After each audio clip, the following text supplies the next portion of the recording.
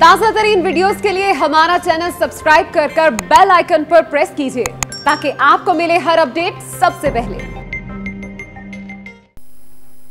कराची में फिरोजाबाद पुलिस ने इंतहाई मतलूब 3 रुकनी बैनुल सूबाई डकैत गिरोह को गिरफ्तार कर लिया। मुलजिमान से 35 आईफोन्स और 3 पिस्टल भी बरामद हुए हैं। इसी हवाले से मजीद तफसीलात जानेंगे डॉन न्यूज के नुमाइंदे मिराज अख्तर से। मिराज अख्तर, मजीद क्या तफसीलात हैं?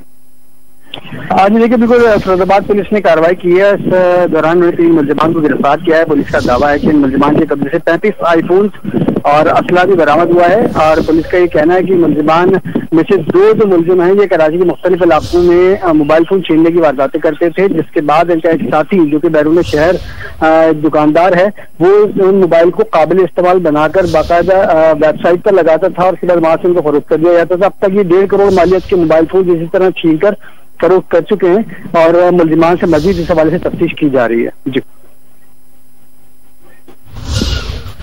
बहुत शुक्रिया मिराज तफसीलात से आगाह करने के लिए।